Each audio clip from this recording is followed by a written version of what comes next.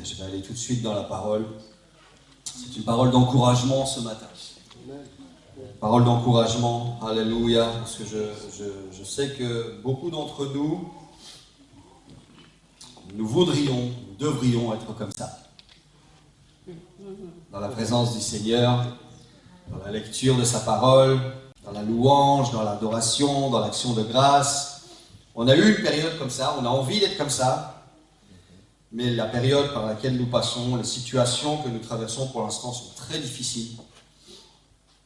Et je ne dis pas que ce n'est pas normal d'avoir des problèmes. Je dis qu'en tant que chrétien, ce n'est pas normal de rester dans les problèmes. Amen. Sauf si c'est la volonté de Dieu, parce que ça n'est pas le temps de Dieu. Mais nous allons voir que même dans ces problèmes, le but, ça n'est pas juste de souffrir, d'être victime de ce problème et d'attendre que le temps passe. Ça n'est pas la volonté de Dieu. Pour ceux qui peuvent, qui ont encore les jambes qui les soutiennent suffisamment, j'aimerais vous inviter à vous lever pour 2 lectures dans la parole de Dieu ce matin. Alléluia. Alléluia. Audrey, c'est bien que tu sois là. Ça fait plaisir de te voir. Alléluia. Alléluia. Première lecture dans Philippiens, chapitre 4, les versets 5 à 7.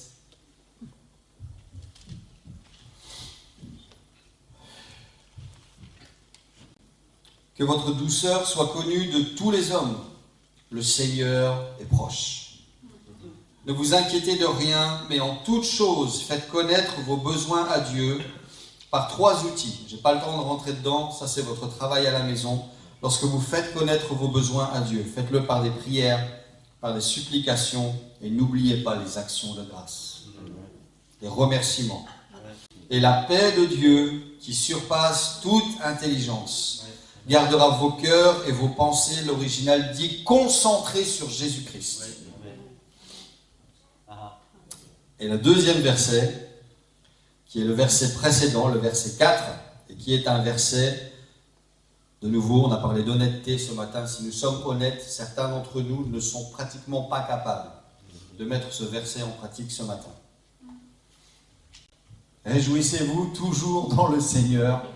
Je le répète, réjouissez-vous. Toujours. Et je pense que nous pouvons honnêtement dire, jusqu'à la semaine dernière, je ne pouvais pas dire. Le Seigneur m'aurait mis ça sur le cœur, j'aurais dit, je suis désolé Seigneur. Je me repentirai après. Mais là, j'ai vraiment pas le cœur à me réjouir. Pourtant, toujours, l'apôtre dit. J'aimerais encourager l'Église ce matin avec cette pensée simple. La paix dans l'épreuve. Amen. Que le Seigneur vous bénisse. Vous pouvez prendre place. Alléluia. Alléluia. Ne vous inquiétez de rien, mais en toute chose, faites connaître vos besoins au Seigneur. Alléluia. Et on parle de paix. La paix, c'est un principe qui est très mal compris dans les églises, dans la Bible en général.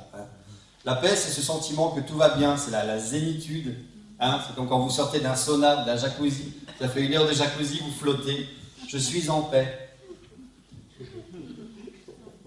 Si certains d'entre vous, dans votre ancienne vie, avant de connaître le Seigneur, vous fumiez des choses bizarres, vous étiez en paix.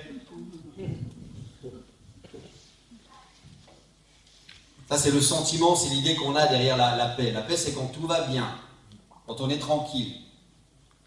Quand il n'y a pas de problème, on est en paix. On pense que la paix, c'est l'opposé de la guerre.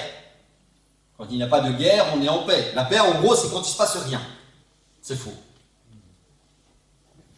Il y a moyen de trouver la paix au milieu de l'épreuve. Lorsque les circonstances ne sont pas calmes, lorsqu'il y a la guerre qui fait rage dans mon esprit, dans mon cœur, dans ma famille, tout autour de moi, où j'ai l'impression que je suis sous pression et que rien ne va, je peux dans cette épreuve, je peux dans ce moment trouver une paix. Et cette paix ne vient que de Dieu. Et à quoi me sert cette paix? Pourquoi j'ai besoin de cette paix? On va le voir. La première chose qu'on a vue, c'est que cette paix, malgré les situations, même si les circonstances semblent différentes, même si ce que je vois ne correspond pas à ce que je crois, cette paix garde mon cœur et mon esprit concentrés sur Jésus-Christ. Et pas sur les choses que je vois. Pas sur la situation si elle ne change pas. Pas sur sur les rapports du médecin si ça ne correspond pas à ce que je veux entendre. Pas sur mon compte en banque s'il n'y a pas assez de zéro dessus. Cette paix qui est à l'intérieur me dit, c'est pas grave, reste concentré sur l'objectif. Et l'objectif, il est en haut. L'objectif, c'est moi. Ton cœur et ton esprit concentrés sur Jésus-Christ. Ta paix te fait travailler. Ta paix te fait réagir. Ta paix ne te laisse pas passif. En attendant que Dieu fasse le boulot, Seigneur, moi je suis en paix, toi tu es Dieu, fais ton taf. C'est pas comme ça que ça marche. Ma paix me fait travailler. Ma paix me garde concentré. Ma paix, c'est un filtre qui m'aide à nettoyer ce que je pense le matin si ma situation n'a pas changé. C'est un filtre qui me fait continuer à prier dans la bonne direction, même si la réponse n'est pas encore là. Cette paix, c'est un filtre qui continue à me faire monter des actions de grâce, alors que je n'ai pas de raison de dire merci Seigneur. Là, c'est ma foi qui s'associe à ma paix et qui dit au Seigneur, merci d'avance pour ce que tu vas faire lorsque ce sera terminé. La paix, c'est un outil actif qui me fait réagir et travailler pendant l'épreuve. Sans cette paix, je deviens fou. La paix, c'est cette zone neutre au milieu du champ de bataille. Il y a des canons qui tirent dans tous les sens, ça court à gauche et à droite, et au milieu, quelque part, il y a une zone plate où il n'y a rien. Ça, c'est la paix. Dans l'épreuve, au milieu de la guerre, au milieu du problème, je ne suis pas obligé de subir tous les coups de canon, d'entendre tous les bruits qui viennent à gauche et à droite, d'essayer d'esquiver les balles. Je peux trouver un refuge au milieu de l'épreuve. Ça n'arrête pas l'épreuve, mais ça me donne à moi un espace de silence où je peux filtrer et prendre le temps de regarder ce qui se passe autour de moi. C'est à ce moment-là que Dieu revient à ce refuge, cette haute retraite, cette tour forte dont la Bible parle. Il se passe des choses en bas, tout le monde se bat en bas. Moi, je suis en haut dans la tour avec le Seigneur. C'est ma tour de paix. Et dans cette tour, je ne suis pas passif en attendant que la guerre s'arrête. Je suis avec mon Dieu et mon Dieu continue de me dire, je t'ai dit quelque chose, ça va arriver. Continue de prier, continue de croire, continue d'attendre, persévère, reste fidèle, ne change pas de direction, ne change pas d'option, ne prie pas pour autre chose. La paix dans l'épreuve. La paix, on voit ça dans Romains 16, 20. La paix, ça n'est pas quelque chose de passif. Regardez ce que le Dieu de paix fait.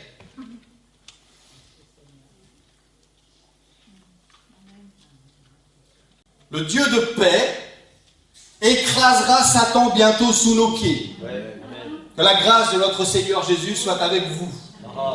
Comment est-ce qu'un Dieu de paix peut faire la guerre? S'il est le Dieu de paix, qu'il soit l'Éternel des armées alors. Pourquoi est-ce que ça n'est pas l'Éternel des armées qui va écraser Satan sous mes pieds? Ça serait plus logique. Il a besoin à ce moment-là d'être l'Éternel des armées, le Dieu de la guerre pour écraser le diable. Non. C'est le Dieu de paix qui fait ça. C'est le Dieu de paix qui fait ça. Pendant que toi tu es dans la tour, pendant que toi tu prends cet espace et ce silence, Dieu travaille pour toi. Si toi tu restes concentré, que ton cœur et que ton esprit restent concentrés sur Jésus-Christ, tu continues à pousser l'Esprit de Dieu pour que lui travaille pour toi sur le champ de bataille. C'est quand ton cœur est en paix, quand tu es fidèle et constant, quand tu sais en qui tu crois, c'est à ce moment-là que ce Dieu de la paix, lui est sur le champ de bataille et qu'il écrase tes ennemis pour toi. C'est ta paix à toi qui déclenche le Dieu des armées, l'Éternel des armées, le Dieu de la guerre. Ne peut être activé que quand il est d'abord pour toi le Dieu de paix. Le Dieu de ma paix devient le Dieu de mes guerres.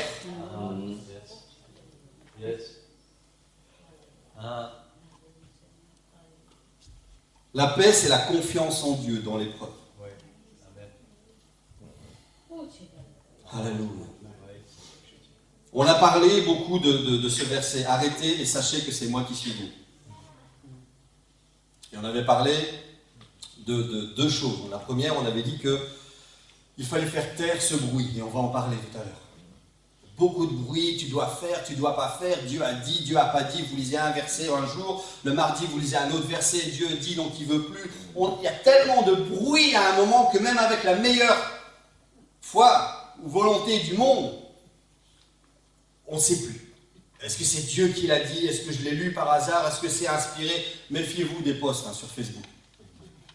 C'est toujours inspiré, c'est toujours plein de bonne volonté, c'est toujours écrit par des gens qui veulent vous bénir, c'est certain. Mais s'il y en a un qui vous dit tu seras béni lundi, mardi, et l'autre il dit tu seras béni dimanche, voilà, Dieu il bénit quand là? C'est bien, bénissez les gens si vous pouvez, inspirez les gens si vous pouvez. Lorsque c'est pour vous, la Bible dit sondez les esprits. Faites attention. Moi personnellement, je continue à être connecté à certaines chaînes chrétiennes tout public, je vais dire. Des chaînes qui vont jamais très profondément, mais qui encouragent, qui mettent les versets un petit peu passe-partout, dont tout le monde a besoin un jour ou l'autre pendant l'année. Ça me bénit régulièrement, ça fait du bien. Mais personnellement, je zappe maintenant tous les posts qui n'ont pas de versets bibliques dedans. Genre, je vois passer un post, Dieu déclare cette semaine, c'est la semaine de ta bénédiction. Ok, mais ça c'est toi qui le déclares. Voilà. Mets-moi un verset, mets-moi une référence, mets-moi, tu vois, une base biblique. Alors là, déjà, là, je suis d'accord. Après, voilà, Dieu veut me bénir, oui, super, merci, que Dieu te bénisse, toi aussi. Mais je ne sais pas si c'est Dieu qui te le dit de me le dire, ou bien si c'est juste toi qui, voilà. Dieu déclare, oh, attention. Attention. Dieu le déclare où? Montre-le-moi. Je vais aller voir moi-même les versets avant, les versets après. Et c'est ce qu'on va faire avec cette déclaration. Arrêtez et sachez que c'est moi qui suis Dieu. C'est dans le psaume 46. On va lire tout le psaume. Vous savez que c'est une pratique que j'aime beaucoup et notre Église vous encourage régulièrement à faire très attention. Ne prenez jamais un verset et à l'interpréter tel quel. Prenez son contexte, allez chercher des confirmations. Il y a des dizaines de milliers de versets dans la Bible. Si vous n'êtes pas capable de trouver au minimum, et je suis en dessous de la limite, au minimum 5 versets qui vont confirmer ce que vous lisez, ça n'est pas un principe biblique. C'est que ce que vous comprenez ou ce que vous interprétez, c'est mal interprété. C'est quelque chose de très dangereux de prendre un verset. La Bible dit, et vous développez, on a combien de prédicateurs sur Internet ou n'importe où qui font des prédications complètes sans citer une seule fois la Bible? Très, très, très dangereux. Très, très, très dangereux. Le psaume 46 nous dit, il est un fleuve dont les courants réjouissent la cité de Dieu, le sanctuaire des demeures du Très-Haut. Dieu est au milieu d'elle, elle n'est point ébranlée. Dieu la secourt dès l'aube du matin. Des nations s'agitent, des royaumes s'ébranlent, mais Dieu fait entendre sa voix et la terre se fond d'épouvante.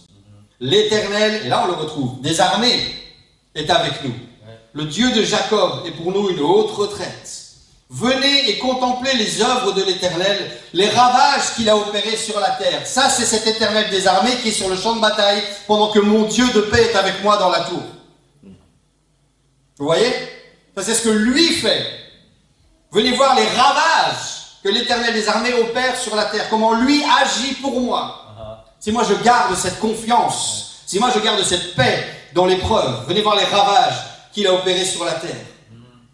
C'est lui qui fait cesser les combats jusqu'au bout de la terre. C'est lui qui brise l'arc, qui rompt la lance, qui consume par le feu les chars de guerre. Et là on retrouve ce verset, arrêtez et sachez que je suis Dieu. Je domine sur les nations, je domine sur la terre. L'Éternel des armées est avec nous, le Dieu de Jacob est pour nous quoi? Une haute retraite. Cette tour forte, c'est ça que lui, il est. Amen. Il est en même temps le Dieu de paix pour moi et l'Éternel des armées contre les autres. En même temps. Amen. Amen. Et dans ce contexte-là, il me dit arrête et sache que c'est moi qui suis Dieu. Alors arrête quoi? Arrête de te battre. Arrête de prier. Arrête de croire. J'attends 5 versets qui me démontrent ces explications. Et vous n'en trouverez pas. Arrête de prendre la place de Dieu sur le champ de bataille. Toi, tu ne peux pas être en même temps dans la haute retraite et sur le champ de bataille. Quand Dieu dit arrête et sache que c'est moi qui suis Dieu. Dieu te dit arrête de en même temps essayer de trouver ta paix. Donc être dans cette zone, et cette image vous explique vraiment à quel point ce verset est explicite. C'est impossible d'être en même temps dans cette zone tranquille de paix et en même temps sortir de cette zone sur le champ de bataille pour trouver les solutions vous-même. Vous ne pouvez pas faire les deux. Dès que vous prenez la place de Dieu, c'est ce que Dieu vous dit, c'est moi qui suis Dieu, c'est pas toi. C'est moi l'Éternel des armées, c'est moi qui combat, c'est moi qui vais faire des ravages. C'est fort ce mot, des ravages sur le champ de bataille. Dieu va les faire si tu as cette confiance en lui. Si ton esprit, si ton cœur et ton esprit sont concentrés sur Christ, il va faire des ravages pour toi. Amen. Amen. Amen. Amen. Et ça, il ne peut pas le faire si toi tu es sur le champ de bataille. Alors quand il te dit arrête, c'est arrête de toi-même faire le travail ou essayer de faire le travail. Tu n'es pas le Romain des armées. Ça non plus, tu ne trouveras pas de verset. J'ai un livre à mon nom, mais il n'y a pas le Romain des armées dedans. Beaucoup de bonnes choses dans le livre de moi, mais pas ça. Moi, mon travail, c'est dans cette zone de paix, dans cette haute retraite. L'Éternel, mon refuge, ma forteresse, mon Rédempteur, mon Dieu en qui je trouve un refuge. Alléluia. Alléluia. Et pendant que moi je suis dans cette tour, moi je suis dans cette paix, alors ma paix et ma confiance en Jésus deviennent un moteur qui lui font faire des ravages sur le champ de bataille. Alléluia. Je domine sur les nations, je domine sur la terre. L'Éternel des armées est avec nous. Et ça, c'est tout ce dont j'ai besoin pour que ma paix reste stable. Je ne suis pas tout seul. Je ne suis pas isolé dans une zone bizarre que personne ne voit. Je suis protégé par mon Dieu. L'Éternel est avec moi.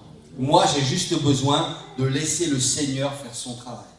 C'est ça que ce verset nous explique. C'est à ça que ce chapitre nous encourage. C'est moi qui suis Dieu. C'est moi qui domine. Laisse-moi faire le travail. Ça n'est pas ton travail. Quel est ton travail? On l'a vu, la paix, ça n'est pas quelque chose de passif. Ça dit arrêtez et sachez que je suis Dieu. Ça veut dire que Dieu combat. Et toi, tu combats avec le Seigneur, mais dans ta zone de sécurité. Toi, tu gardes ta foi intacte. Tu élimines le bruit. Mais est-ce que c'est la première attaque de toute l'histoire de l'humanité? Est-ce que Dieu a vraiment dit ça?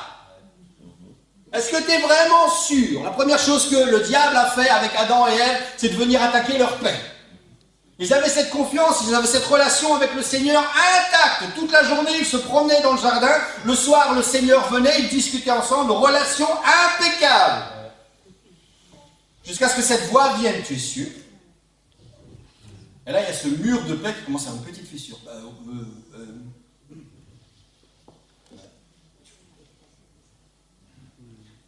Et ce pas qui est fait de côté. Si tu manges ce fruit, tu deviendras comme Dieu. Tu peux faire le travail de Dieu. Tu n'as plus besoin de Dieu. Tu sors de cette zone de paix, tu dis, oui, je peux le faire moi-même. Terminé. L'humanité tout entière, ruinée. Parce qu'ils ont quitté leur zone de paix. Parce qu'ils ont arrêté cette relation avec le Seigneur, en se disant, je peux devenir finalement mon Seigneur. Le Seigneur devient cet Éternel des armées, ce Dieu de la guerre. Si moi, je continue à travailler avec lui, je continue à prier, je continue à lui faire confiance, ma paix doit me faire travailler, ma paix doit me faire réagir. Je ne peux pas être juste passif et espérer que Dieu fasse tout le travail. Dieu ne travaille pas comme ça. Dieu travaille en partenariat.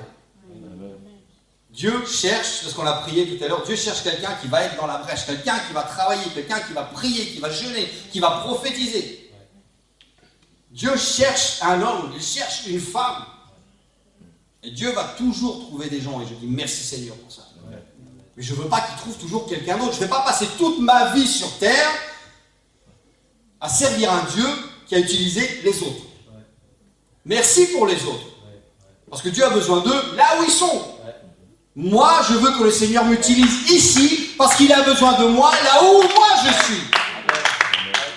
C'est hors de question, j'aime tellement cette image de cet homme paralytique qui a arrêté la foule, qui a crié au-dessus de la foule, « Seigneur Jésus, fils de David, aie pitié de moi !» Et au plus il disait tais-toi, il a dit tu vas voir un peu. Bam!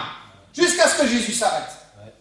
Ça, c'est la mentalité qui est dans mon cœur. C'est l'esprit qui est dans mon cœur. Ça, c'est le sentiment qui soit à l'intérieur de moi. Seigneur, je veux que tu t'arrêtes. Je veux travailler avec toi. Il est hors de question que tout le monde ait sa bénédiction et pas moi. Il est hors de question que tout le monde prenne un morceau de toi, que tout le monde ait un ministère, que tout le monde ait une onction, que tout le monde ait un témoignage et pas moi, parce que moi, j'étais sur le coin d'un mur et tu m'as pas vu, tu m'as pas entendu. Tu vas me voir. Tu vas m'entendre et le monde va me voir. Et le monde va m'entendre et je vais rester là jusqu'à ce que tu bénisses.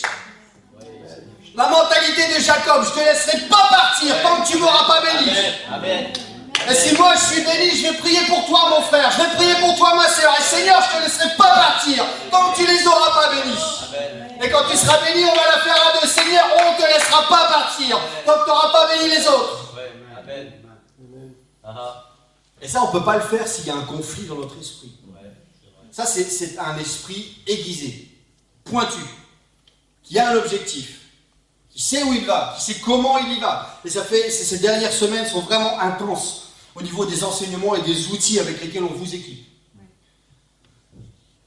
Pour que vous puissiez être aiguisé, pointu dans vos prières, dans votre vie spirituelle, pour faire la différence.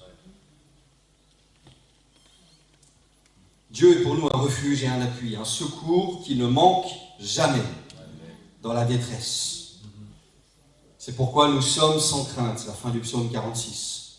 Quand la terre est bouleversée, quand les montagnes chancellent au cœur des mers, et on va arriver quand les flots de la mer mugissent, quand ils écument, quand la mer se soulève jusqu'à faire trembler les montagnes.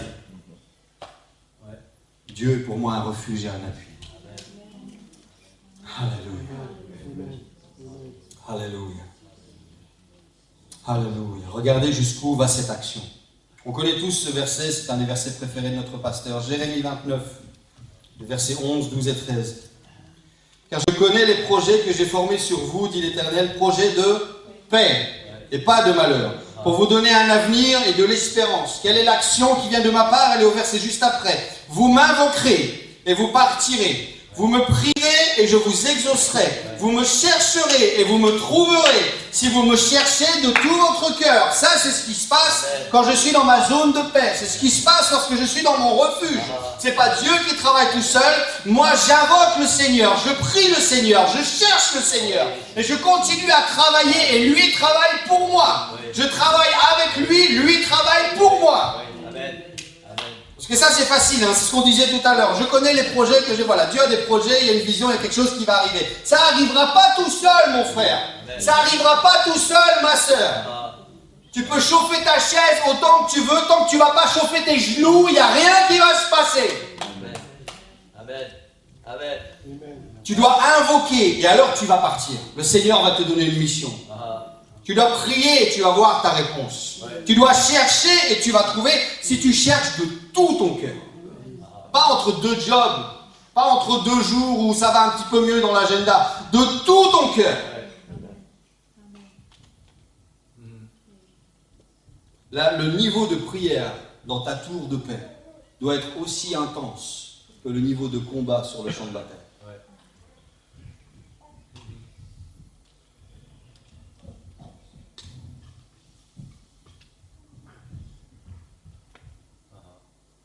Dans Marc, on va voir un petit peu ce qui se passe. On connaît ces histoires de Jésus dans le bateau, au milieu de la tempête. Et Jésus qui marche au milieu de la tempête. Dans Marc 4, les versets 35 à 38, on peut lire la première histoire. Ce même jour, sur le soir, Jésus dit aux disciples, passons de l'autre bord. Et après avoir renvoyé la foule, ils emmenèrent Jésus dans la barque où il se trouvait. Il y avait aussi d'autres barques avec lui. Il s'éleva un grand tourbillon, et les flots se jetaient dans la barque, au point qu'elle se remplissait déjà. Et lui, il dormait, à la poupe sur le coussin. La barque se remplit, au milieu de la tempête, et Jésus dort. Est-ce que je peux avoir un chrétien ou une chrétienne honnête ce matin pour reconnaître qu'au moins une fois on a fait cette prière, Seigneur, est-ce que tu dors? Est-ce que tu ne vois pas ce qui se passe? Seigneur, j'ai mon bateau qui est plein, ma vie, j'en peux plus, mon stress, il est là, j'ai pas de solution, et tu devais répondre hier. Est-ce que tu dors, Seigneur?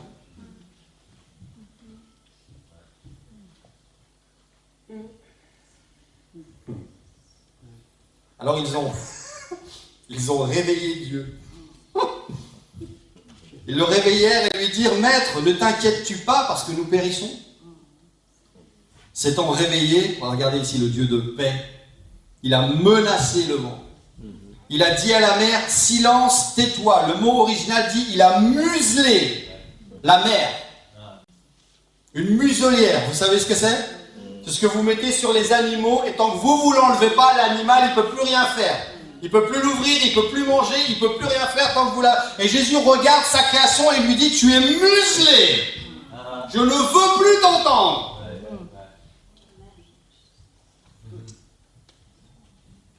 Et là-dessus, on fait des tonnes et des tonnes et des montagnes de prédications, même si ta vie est malmenée, tant que tu as Jésus dans ton bateau. J'ai prêché là-dessus il n'y a pas longtemps. Hein. Jésus peut parler à ta vie, il peut parler à la situation, il peut museler ton problème et rétablir le calme. On avait prié là-dessus un jeudi, et c'est quelque chose, j'allais dire que je vous encourage à retourner voir. On ne filme pas encore le jeudi, on va voir ce que Dieu va faire. Si on filme le jeudi, priez que le Seigneur envoie des assistants, parce que moi, je n'aurai pas le temps de le faire. Mais on avait prié sur quelque chose de très très important. Il y a deux choses. C'est une question ouverte que je pose, de nouveau, c'est devoir pour la maison. Jésus aurait pu, sur cette tempête-là, marcher sur l'eau. Il ne l'a pas fait. Là, il était dans le bateau. Là, ce qu'il a fait, c'est quelque chose de complètement différent. Il a fait taire le bruit. Et on avait prié un jeudi soir en réalisant que, bien souvent, nous prions lorsqu'il y a beaucoup de bruit dans notre cœur et dans notre esprit. Lorsqu'il y a beaucoup de choix à faire et tout le monde a un avis sur tout. Même les chrétiens, même le pasteur, et on lit la Bible, et un jour c'est vert, un jour c'est bleu. C'est dans la Bible, hein, tous les deux, mais le Seigneur c'est oui, non, enfin, et il y a du bruit partout. Et quand on prie, on ne sait pas pourquoi prier. Et bien souvent, ce que nous espérons, c'est qu'au-dessus de tout ce bruit, Dieu va crier pour dire « Ma volonté, c'est ça !» Donc on garde le bruit et on rajoute le bruit de la voix de Dieu qu'on va essayer de discerner. Je vous renvoie sur la voix du berger dont on a parlé le mois dernier. Et au milieu de tout ce bruit, on va essayer de retrouver le bruit de Dieu et on va essayer de suivre celui-là. Ça n'est absolument pas ce que Jésus fait. Ce que Jésus fait, c'est qu'il fait taire tous les autres bruits. Il muselle tous les autres bruits.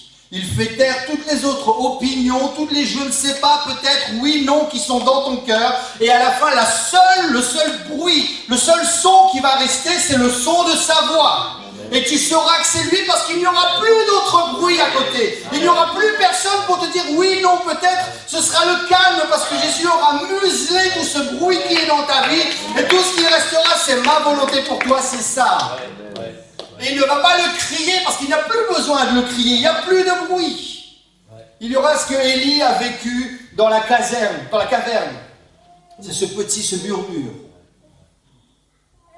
Ce murmure doux. La voix de Dieu qui dit « Je suis là ». Et c'est tout ce dont tu as besoin. Parce que maintenant, il n'y a plus de bruit. Il n'y a plus de doute. Jésus ne va pas être une opinion au milieu de plein d'autres opinions. Il a dit, c'est moi qui domine sur les nations. C'est moi qui domine sur la terre. C'est moi qui fais des ravages. Alors la première chose qu'il fait, c'est qu'il domine sur sa création. Il domine sur le bruit. Il domine sur tes doutes. Il domine sur tes anxiétés. Il domine sur tes problèmes en disant, silence! Maintenant, c'est moi qui parle. Et ton bruit s'arrête, ton stress disparaît, ton anxiété disparaît. Et il ne reste plus que Jésus dans ton bateau qui se retourne et qui dit, bah alors, pourquoi? Qu'est-ce qui s'est passé? J'étais là. Alors, problème numéro 1, tu m'as laissé dormir.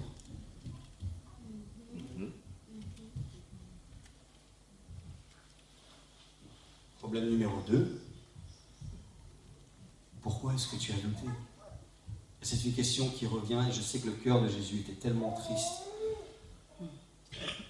À un tel point même qu'à ses disciples, ils étaient tellement saoulés par leur comportement, il a dit, mais jusqu'à quand je vais devoir rester avec vous? Jusqu'à quand il va falloir que je vous réexplique comment ça marche?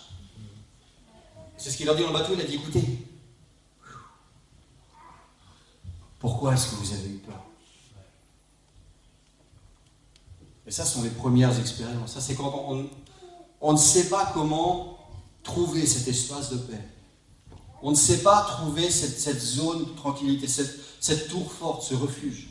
On sait que c'est dans la Bible, on sait que Dieu l'est, mais quand la situation est là, quand notre famille est menacée, quand c'est moi qui suis attaqué directement, parfois je panique. Je sais ce que la Bible dit et mon cœur est sincère, mais Seigneur, pardon, j'ai paniqué. Moi, je vais le faire. Moi, je vais ramer plus fort. Moi, je suis un pécheur. Je sais ce que je fais. Je vais y arriver. Non. L'eau, elle rentre. Tu fais pire que mieux. La situation ne s'arrange pas. Ton stress, il monte. Et à la fin, tu ouvres ton coffre. Tu vas chercher ta roue de secours. Seigneur, tu vois pas que ça va pas? Pourquoi tu m'as laissé dormir, de un? Pourquoi tu m'as pas laissé moi d'abord? Si tu es un pécheur, tu sais voir les nuages. Tu sais lire la mer. Ça t'a pas surpris cette tempête? Pourquoi est-ce que tu n'as pas anticipé en disant Seigneur, j'ai besoin de toi parce qu'il va y avoir une tempête qui va arriver? Tu dors derrière, Seigneur, passe devant, marche devant moi, sois avec moi, Seigneur. Prends soin de la tempête, anticipe la tempête, protège-moi, Seigneur Jésus. Non, dors, je m'en occupe, je m'en occupe. Je vais aller sur le champ de bataille. Oublie la paix, je vais gérer. Toi, tu prends ta paix, Seigneur, je m'en occupe. Pourquoi est-ce que vous avez douté? Pourquoi est-ce que vous avez eu peur?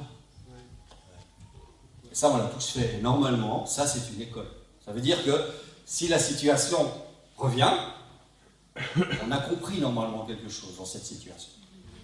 On ne refait plus la même erreur. 2 chapitres plus loin.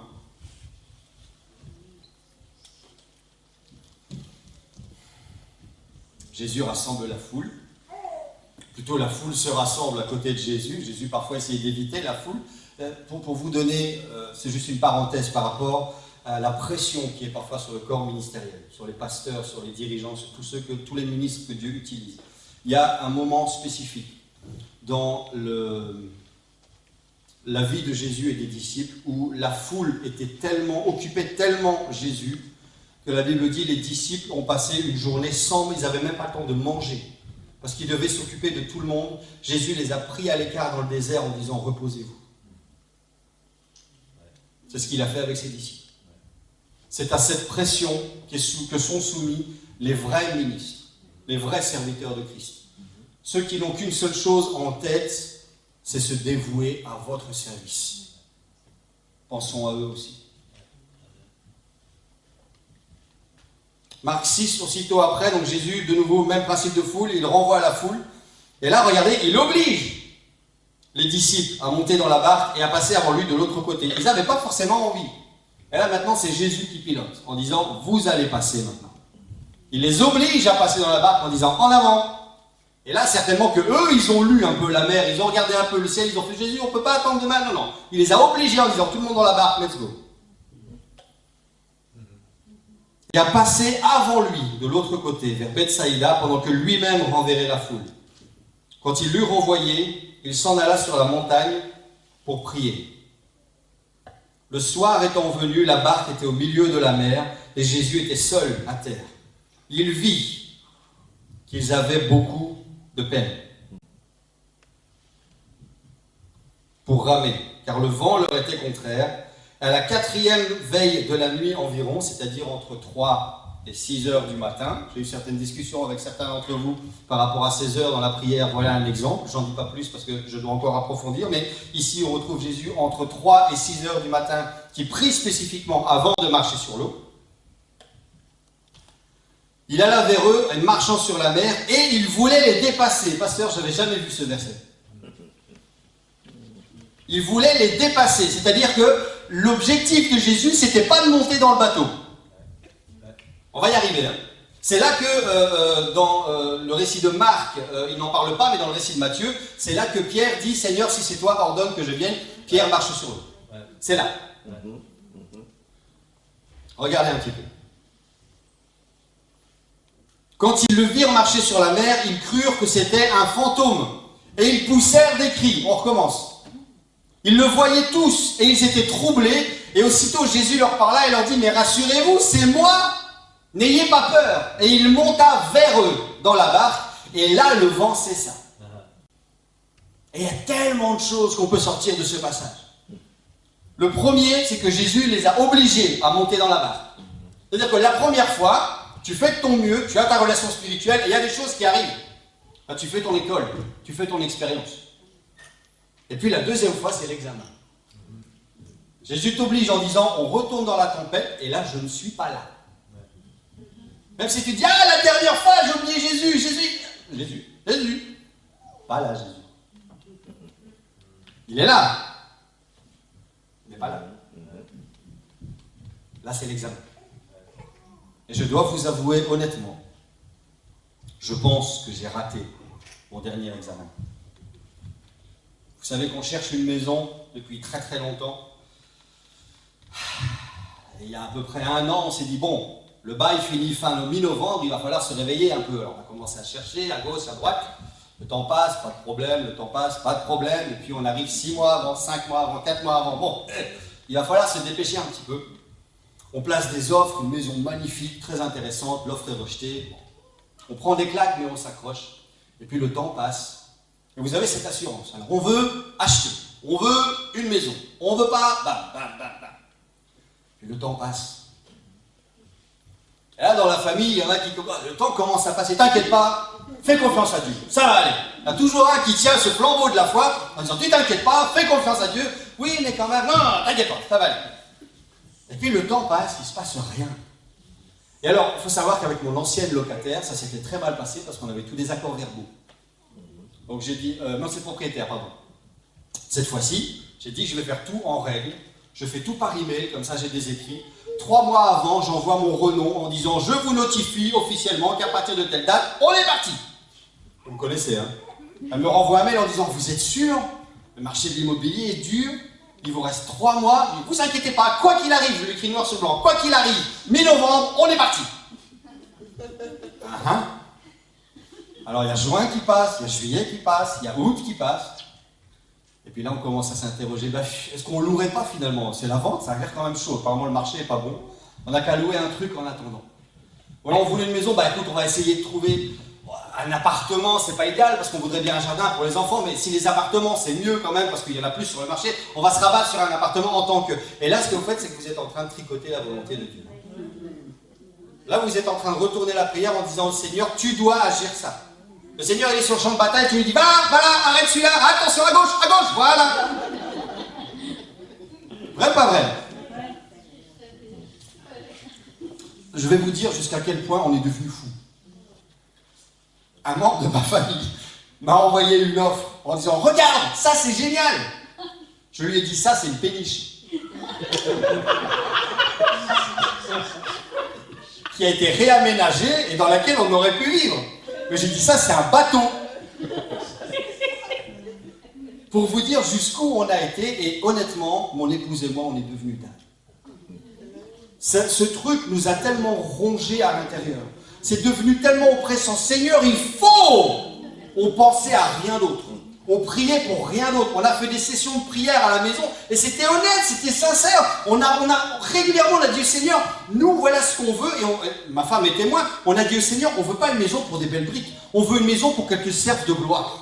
On veut une maison pour que ton esprit règne dedans. On veut une maison pour que nos enfants grandissent, pour qu'ils soient un témoignage. On veut une chambre de prière dans cette maison. On veut que quand les enfants de l'école viennent, ils sentent qu'il y a plus que juste une chouette famille à l'intérieur.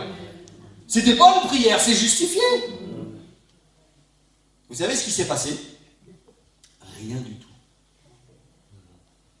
J'étais petit comme ça. Ma propriétaire a commencé les visites. Et là, j'étais comme ça. Je suis devenu comme ça. À la première visite. Alors, je pense que le Seigneur a bien fait les choses. La personne était absolument infecte et désagréable. La propriétaire a dit, pas celle-là. À la deuxième visite, avant la visite, elle me dit, alors, comment ça va vos recherches? J'ai dit, j'aurais besoin de vous parler. Et là, bizarrement, cette fois-là, ils étaient là tous les deux, elle et son mari. Et j'étais tout petit comme ça, à la table du salon, après la visite, en disant finalement, j'ai rien. Si vous êtes d'accord, j'aurais besoin de pouvoir prolonger, de rester dans cet appartement, pouvoir prolonger le temps de pouvoir me retourner. Et Dieu m'a fait cette grâce qu'elle a acceptée. Amen. Amen.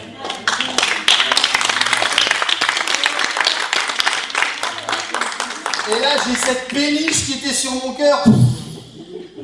Elle est partie. Et alors, il y a deux choses qui se sont passées. Ça, c'est quand même une grâce. Je dis merci Seigneur.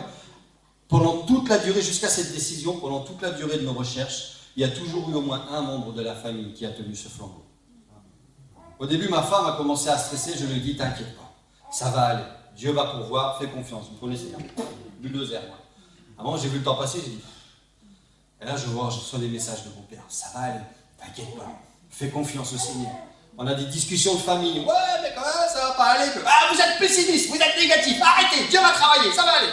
Et il y en a toujours un qui a tenu ce flambeau. Et pour ça, je dis merci Seigneur.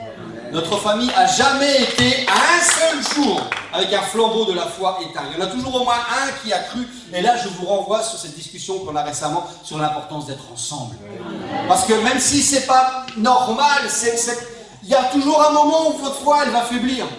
Et à ce moment-là, vous avez besoin de cette bulle, vous avez besoin d'être bien encadré, vous avez besoin d'avoir des frères et des sœurs qui sont forts en disant « T'inquiète pas, moi je te dis que ça va aller, moi je vais prendre le relais maintenant. Si t'es faible, pose-toi, je vais venir avec toi dans la tour et on va prier à deux. » C'est pour ça qu'on a besoin de cette bulle, on a besoin d'être ensemble. On a besoin d'être concernés les uns par les autres parce que tu as besoin d'être fort comme quand ton frère ou ta sœur est faible. Parce que quand toi tu seras faible, tu seras bien content qu'il soit là pour toi. Et quand ce poids s'est soulevé, alors ma femme et moi, on a l'impression qu'on était devenus aveugles et puis qu'on a réouvert les yeux, on a dit mais qu'est-ce qu'on est devenus? Et on s'est rendu compte à quel point ce truc nous a rendus dingues. Et on s'est repentis tous les deux. On n'avait plus du tout le cœur et l'esprit concentrés sur Jésus-Christ. Parce qu'il y avait, on s'était mis tellement de choix. On achète une maison, un appart, une petite... À un moment, je voulais prier, je ne savais plus pourquoi prier parce qu'il y avait tellement de bruit. Mon cœur était tellement... Ah! Et Dieu, il n'y avait plus de place pour le Seigneur. J'essayais de faire de la place, mais ça revenait constamment. Et j'ai reçu ce verset, arrête et sache que c'est moi qui suis Dieu. Alors j'ai arrêté, mais j'ai tout arrêté. Il dit, ok Seigneur, je ne m'inquiète plus, mais je ne prie plus non plus. Fais ton travail. Et puis j'ai compris. Le Seigneur m'a parlé en disant, non, moi je fais mon travail, tu dois faire un travail. Et j'ai repris. Et maintenant je remonte cette pente doucement. Je prie pour les âmes, j'investis dans l'éternité et de temps en temps, dans une de mes prières, je dis Seigneur, oublie pas ma péniche quand même.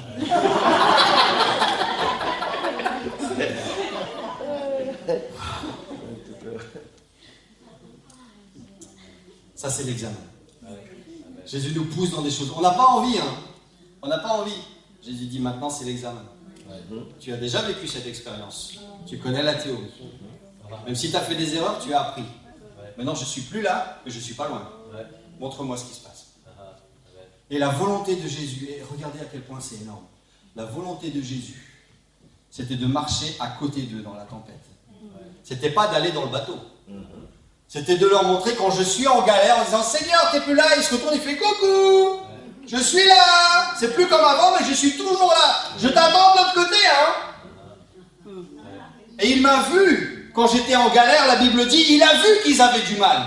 Et quand ils étaient au milieu, Jésus marchait pour être à côté d'eux. Et sa volonté, c'était de les devancer de l'autre côté lorsqu'ils auraient eu leur victoire. Ça, c'est ce que Jésus voulait faire lorsqu'il a marché sur l'eau. Et même si à un moment, j'ai toujours pas compris la leçon, j'ai toujours peur, et ma foi, elle est toujours pas bonne, Jésus dit, t'inquiète pas, je vais dévier ma course et je vais venir dans ton bateau. Et là, Jésus, il n'a même pas eu besoin de parler. La Bible dit quand il a mis son pied dans la barque, la mer, elle s'est arrêtée. La mer s'est arrêtée juste parce que sa présence est rentrée dans mon bateau. Sa grâce et sa miséricorde sont rentrées dans ton bateau. Même si tu échoues encore, même s'il y a des choses que tu n'as toujours pas compris, il y aura toujours assez de grâce, toujours assez de miséricorde, toujours assez de tendresse dans le cœur de Dieu pour arrêter ta tempête. Juste par sa présence, besoin de révélation, tu n'as pas besoin de prophétie, tu n'as pas besoin d'un verset qui va sortir ou d'une révélation quelconque. Juste sa présence va arrêter la tempête. Alléluia, alléluia.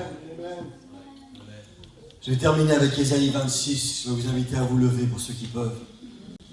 Tu assures la paix à celui qui est ferme dans ses sentiments. La paix parce qu'il se confie en toi. Confiez-vous en l'Éternel, à perpétuité, parce que l'Éternel est le rocher des siècles. Alléluia. Alléluia. Est-ce que tu es dans ton examen? Je sais que certains d'entre nous sont en examen. Alléluia. Dieu t'a vu depuis qu'il t'a lancé dans cet examen. Dieu est en train de te rattraper, il va marcher à côté de toi, dans ce bateau. Dieu t'attend de l'autre côté. Lui voit déjà la tempête qui s'arrête. Alléluia. Alléluia. Si tu es ferme dans tes sentiments, Dieu va te donner la paix. Dieu va te créer un espace de sécurité. Il va faire taire le bruit. Il va arrêter les oui, non, je ne sais pas. Il va te donner la paix. Plus de bruit, à part sa voix. Le murmure de sa voix. Si c'est la première fois que tu rencontres cette chose, sache que le Seigneur a une parole à prononcer. Il va museler ta tempête. Il va parler à cette situation en lui disant « Tais-toi. Silence. » Si tu es en examen, sache que le Seigneur marche à côté de toi. Sache que sa grâce est prête à changer de cours pour revenir jusque dans ta barque. Et sa simple présence, le simple retour de sa présence va stopper la tempête. Si tu es ferme dans tes sentiments, crois une chose et crois-le à fond. Reçois la parole de Dieu. Si tu n'es pas convaincu de ce que tu veux, de ce que Dieu veut pour toi, de la direction que tu dois prendre, tu dois commencer par là. Tu dois être ferme dans tes sentiments. Et ne dévie ni à gauche, ni à droite de cette révélation quand tu la reçois. Quel que soit le temps que la tempête dure, Jésus te voit, Jésus marche, Jésus t'attend. Ne dévie ni à gauche, ni à droite. Sois ferme dans tes sentiments et Dieu va créer cette tour de paix dans ton cœur jusqu'à ce que tu arrives à bon port. Lui, le rocher des siècles. Est-ce qu'on peut élever la voix tous ensemble? Recevoir cette parole. La paix dans l'épreuve. N'arrête pas de travailler. N'arrête pas de prier. N'arrête pas de croire. Et si tu doutes, c'est pas grave. Seigneur, viens au secours de mon incrédulité. Pardonne mon doute, Seigneur Jésus. Et apprends-moi, Seigneur. Enseigne-moi, Seigneur Jésus. Si je suis en examen, Seigneur, je veux te voir. Je veux cette confiance. Si je t'ai perdu de vue, Seigneur Jésus, je veux pouvoir être ferme dans ce sentiment, dans cette conviction. Tu me vois, tu marches avec moi. Tu m'attends, Seigneur Jésus. Tu es prêt à venir. Ta présence est disponible. Ta grâce est disponible. Et je serai ferme sur cette conviction, Seigneur Jésus.